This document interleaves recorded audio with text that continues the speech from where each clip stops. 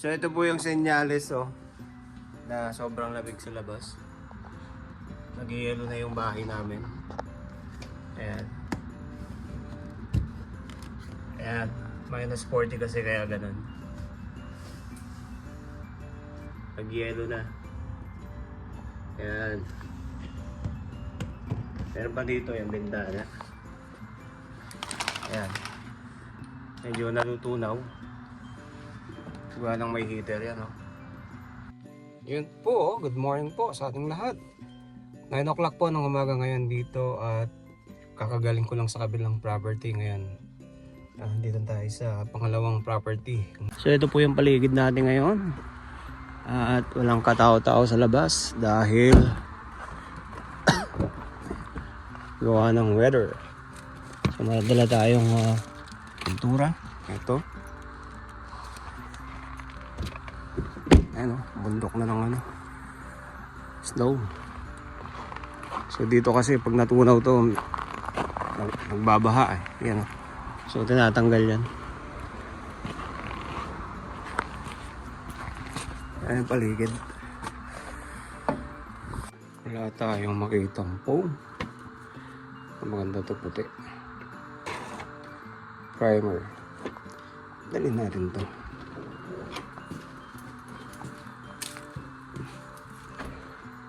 At kailangan lang natin ng maliit na foam para tayo makita.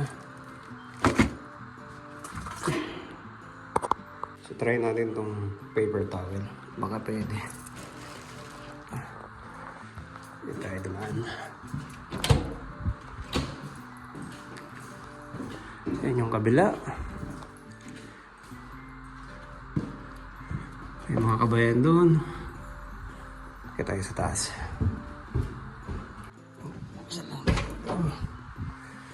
Yan dito pagpasok mo pa lang, puro carpet na. Yan. So ito yung natapos natin ng isang araw, kahapon. So meron dito. Buksan na natin ito. Okay. Yan. Yan, meron dito. Yan. So kailangan nating pinturahan ng gantong. Hindi na siya original kasi ito nakadikit to sa kahoy talaga. So hindi siya pintura. Kaya sensitive to pagka once na nadikitan mo ng adhesive, tutuklap to. Sasama pati kahoy. So ginawa natin, minad natin, tapos tsaka natin pipinturahan na ganito rin kulay. So yan, buksan muna natin. Yan yung gamit ko. Yan. Liit lang siya. At pang kahoy. Yan. So ganito na lang. Dapat foam Yan. Para hindi siya halata.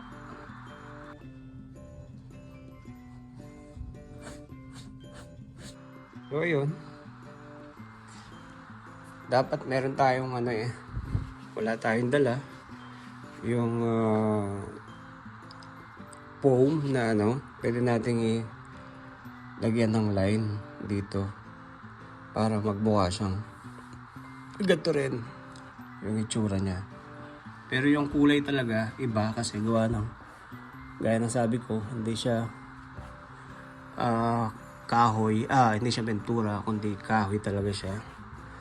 So ito lang yung pinakamalapit na kulay na meron ako at yun. So ang problema lang nga natin yung yung foam na pag basa siya, pwede mo siyang yung linya na to, pwede mo siyang lagyan ng linya. So siguro babalikan na lang natin ulit. Pero pag may time tayo, pero hindi na siya halata katulad ng noong una. So ayan baba na tayo. Kaya nasa second floor tayo ngayon. So same building pa rin. Punta tayo ng baba sa kabila. Magkaiwalang pinto siya eh. Magkaiwalay. Ayan.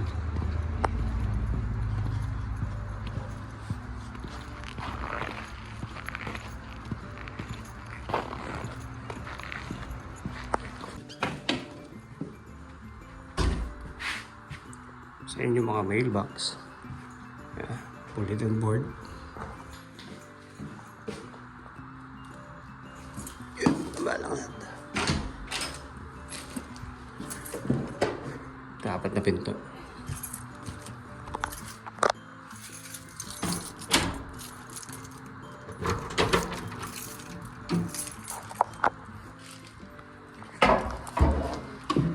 Yan, dito naman tayo ngayon.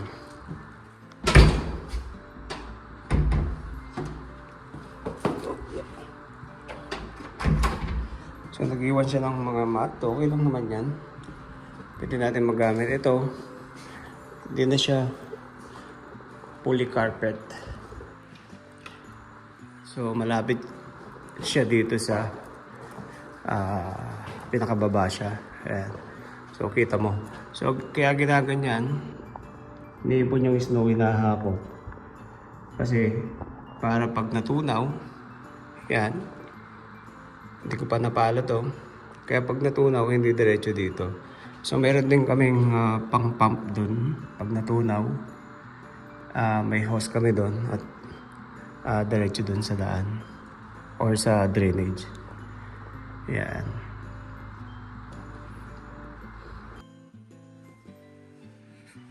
So ayun yung naglilinis. Oh. Ayun. Maliit lang siya.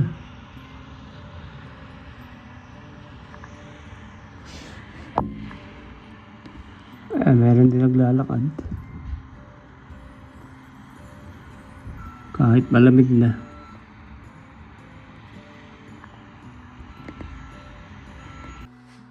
Yan o, naninilaw yung countertop natin. So, i-sprayan ko lang ng oven cleaner. Yan. Tignan natin kung puputi. Kung babalik sa dati niya. Oops. Ayan. Yan. Kapit yan eh. Ayan, so nawala na. Binabad ko lang. Spray ko lang ng mga 30 minutes. Ito pa.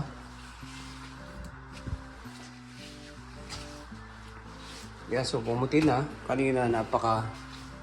Ayan, yung kita nyo na yan. Kung normal na kuskus lang yan, hindi yan mawawala at nakapit sa pinaka layer na ito. Yan, so nawala na. Yan, bumalik na sa dati. Kaya pagka piniga mo to, ayan yung katas ng grease. So yung oven natin, yan, napakarami. Yan o. Kahapon, sprayin ko na rin yan. Yan o. Tignan nyo kung gaano siya karumi. Halos mga lawang na. Yan.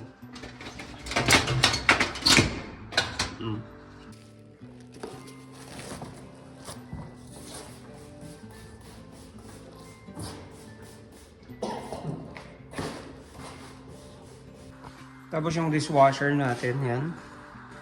Medyo malinis naman. Yan. Kulang lang sa punas. Yan. Punasan natin yan.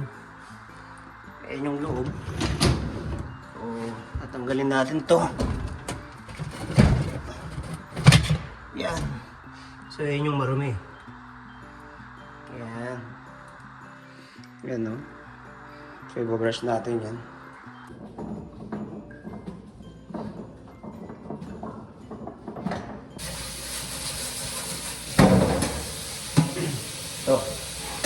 karne na ito. So kailangan, tinatanggal to, nililinis. Yung pinaka-filter niya. Dali lang naman to.